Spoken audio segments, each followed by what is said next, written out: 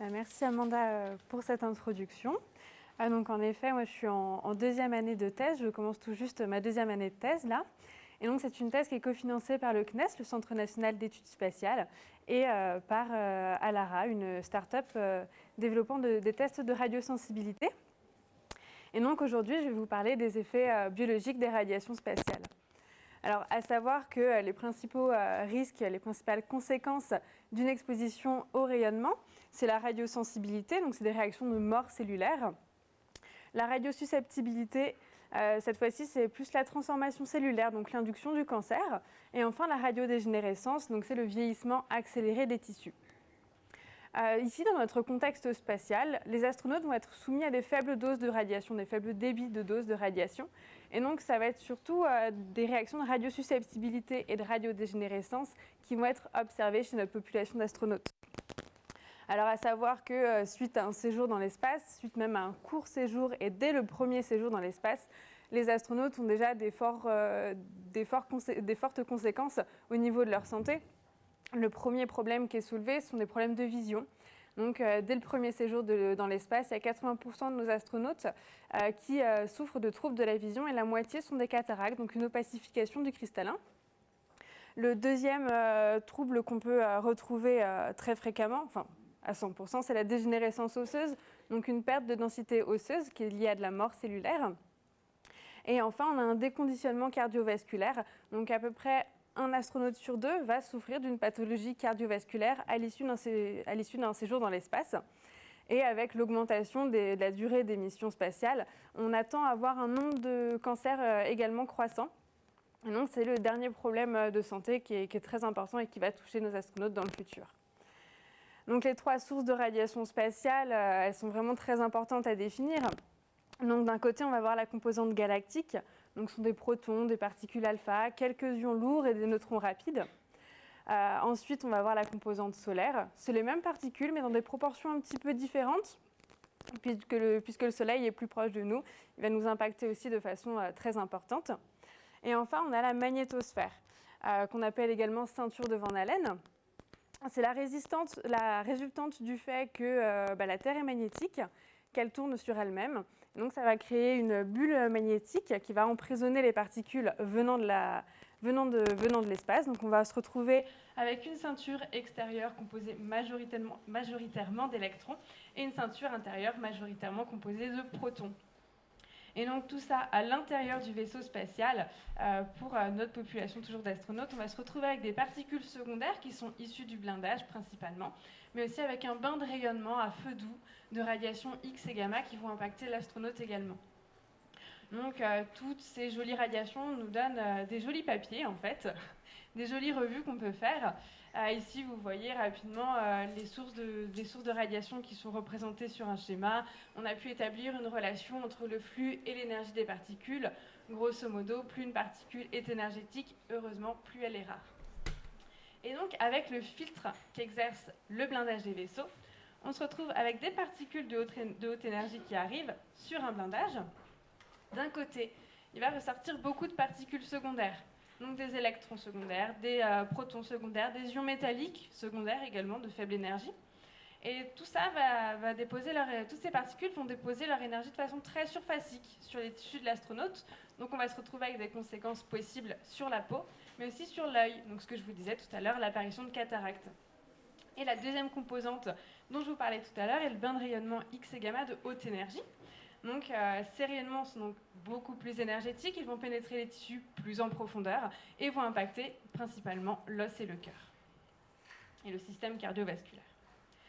Donc moi, le but de ma thèse, ça va être de comprendre un petit peu toutes ces composantes. Donc dans un premier temps, on va s'intéresser au blindage. On va se demander quel est vraiment l'effet d'un blindage sur les cellules humaines. Donc ça donne lieu à un joli projet qui s'appelle Bernadotte, un projet de ballon stratosphérique. Ensuite, on va étudier plus précisément les deux composantes, donc caractériser les effets induits par chaque type de rayonnement. Donc on va avoir un projet sur les particules, un projet sur les rayonnements. Et enfin, c'est bien beau d'avoir des conséquences sur la santé de nos astronautes, mais comment est-ce qu'on peut les radioprotéger au mieux, et notamment avec des radioprotections chimiques. Donc Bernadotte, ce projet de ballon stratosphérique. On a eu 3 campagnes de lancement de ballons pour le moment. Ces campagnes consistent à exposer des cellules d'intérêt, donc mes 4 tissus d'intérêt, la peau, l'œil, l'os et le cœur, à des rayonnements de la stratosphère, parce que la stratosphère est un très bon moyen également de mimer l'espace. Et donc on va les protéger, comme vous pouvez le voir ici, par différents blindages, du bois, de l'aluminium, du plomb, etc., même des régolithes. Les régolithes, c'est la poussière qui compose le sol de Mars et de la Lune, par exemple. Donc une poussière très très fine. Et c'est le matériau le plus probable envisagé pour construire les habitats dans les prochaines missions, les habitats lunaires ou les habitats martiens. Et donc c'est un composant qui est vraiment à l'étude en ce moment également. Et donc on va aussi avoir une caisse d'instruments de dosimétrie pour pouvoir suivre en temps réel, au cours du vol, la dose qui est reçue par nos cellules. Donc j'expose mes jolies petites cellules au rayonnement de la stratosphère. L'objectif est qu'elles restent vraiment congelées tout le long de la mission. La chaîne du froid est très importante parce que la cellule a des processus dynamiques. C'est une cellule qui est vivante. Et donc l'ADN est réparé tout le temps. Sauf que moi, mon objectif, c'est d'étudier les cassures de l'ADN et les dommages de l'ADN qui vont être très importants par la suite pour son devenir, donc le cancer ou la dégénérescence, le vieillissement. Donc l'objectif, c'est de les maintenir vraiment froides, vraiment congelées, de les ramener au laboratoire, de les décongeler à différents temps. Après, on va procéder à des manipulations d'immunofluorescence pour pouvoir visualiser ces dommages qui m'intéressent. Et on va les observer au microscope. Et on va avoir des jolis graphiques. Et donc ces jolis graphiques nous permettent de pouvoir comparer nos différents blindages. Ici, en jaune, vous avez un blindage avec du bois, et en bleu, vous avez un blindage avec de l'aluminium. Et donc ça peut nous permettre de faire ressortir des différences importantes entre les blindages. Par exemple, ici, vous voyez qu'une cellule qui a été exposée sous de l'aluminium et une cellule qui a été exposée sous du bois ne présentent pas les mêmes dommages, donc ne sont pas abîmées de la même façon. Et étonnamment, c'est l'aluminium qui est le plus délétère. Donc c'est l'importance des particules secondaires dont je vous parlais tout à l'heure. On va également mettre en avant la radiosensibilité individuelle. Vous voyez ici, entre une peau d'un patient radiorésistant et la peau d'un patient radiosensible, il y a beaucoup plus de dommages dans un patient radiosensible. C'est assez logique, mais c'est quand même important de le souligner. Et cette radiosensibilité n'est pas seulement individuelle, elle est également tissulaire. Depuis le début, je vous parle de tissus d'intérêt, l'os, le cœur ou encore l'œil. Vous avez ici des cellules de cœur, ici également, du cristallin et de l'os. Et vous voyez que tous ces tissus présentent beaucoup plus de dommages que de la peau radiorésistante. Donc, on a les blindages qui contribuent à la dose, la radiosensibilité individuelle, la radiosensibilité tissulaire. Donc, concernant les particules de faible énergie cette fois-ci, on a un projet un petit peu plus sexy également qui est lié à des protons de faible énergie. Et ces protons vont être délivrés par l'irradiateur un petit peu particulier qui est situé sous le Louvre. C'est un irradiateur de protons qui permet aux scientifiques à cet endroit-là donc d'étudier la composition d'œuvres d'art.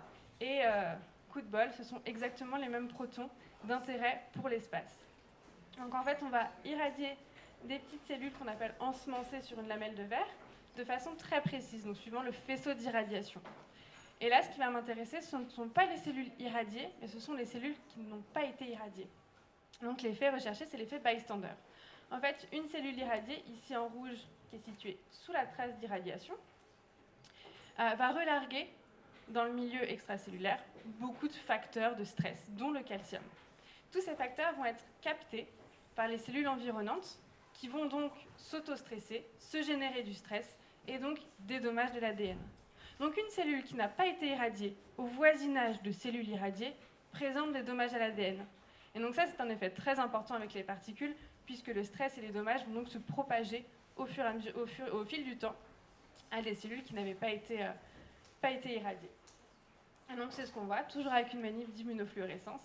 Vous voyez ici en vert les cellules qui ont été irradiées dans la trace rouge que je vous ai montrée tout à l'heure. Et au fur et à mesure du temps, ici, vous avez une contamination et donc des dommages qui apparaissent en vert dans des cellules qui n'ont pas été irradiées. Et donc ça nous fait aussi des jolies photos. Et le troisième projet important de ma thèse sont donc les rayonnements de faible débit. Cette fois-ci, je vais irradier mes cellules à Toulouse, Il y a un incubateur spécifique. Donc l'incubateur, c'est le dispositif dans lequel on met les cellules, qui contient donc des sels de thorium radioactifs, donc qui délivrent des rayonnements gamma de faible énergie. Donc ce sont la même énergie qu'on peut retrouver par exemple dans l'ISS, donc 146 millisieverts par an. Et l'objectif est toujours de mesurer le nombre de dommages de l'ADN, mais également le stress généré par l'irradiation. Enfin, concernant les drogues radioprotectrices, au laboratoire, on a le modèle cytonucléaire d'ATM. C'est bien joli dit comme ça, mais grosso modo, on a une protéine qui est présente dans le cytoplasme, et cette protéine, elle va être chargée de reconnaître et de réparer les dommages, les cassures double brin qui sont présentes dans le noyau. Donc en fait, elles sont présentes dans le cytoplasme en dimères, c'est-à-dire qu'elles sont accrochées 2 par 2. Suite à un stress, elles vont se monomériser, donc se séparer, et vont acquérir la capacité donc de transiter, donc d'entrer dans le noyau pour reconnaître et réparer les cassures. Donc historiquement, en radioprotection, on avait une approche, l'approche antioxydante, qui sert à diminuer le nombre de dommages de l'ADN. Pour l'espace, malheureusement, en règle générale et surtout pour l'espace, ça ne suffit pas. Donc on développe une stratégie qu'on appelle proépiskélique, qui permet d'améliorer ce transit justement. Donc on cherche des drogues, des médicaments, des molécules qui nous permettent de faciliter l'entrée de notre protéine ATM dans le noyau. Et donc ça nous donne de belles perspectives pour l'espace. Et donc voici un joli décollage de ballon cet été à Timmins au Canada. Et je suis tout à vous pour les questions.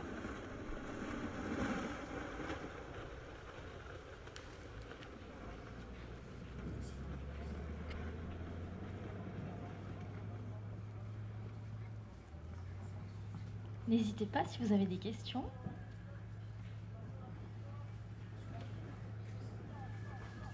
Oui. Merci pour votre présentation.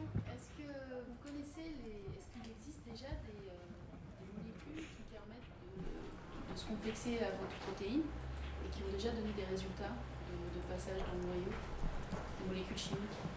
Alors merci pour votre question. Donc, la question était de savoir s'il y a déjà des molécules qui se complexent à ma protéine d'intérêt pour entrer dans le noyau. Alors l'objectif ATM, c'est déjà une protéine qui est très grosse et donc qui a pas du mal à rentrer dans le noyau, mais il ne faut pas que ce soit plus gros. Et donc l'objectif de cette drogue va être plutôt d'agir par exemple sur la membrane nucléaire pour ouvrir les pores et faciliter le transit, ou bien d'empêcher toute interaction avec cette protéine pour qu'elle soit vraiment isolée et qu'elle puisse entrer de façon facilitée.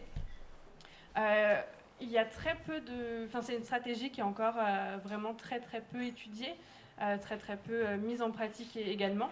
En radiothérapie, c'est toujours une approche antioxydante qui est utilisée.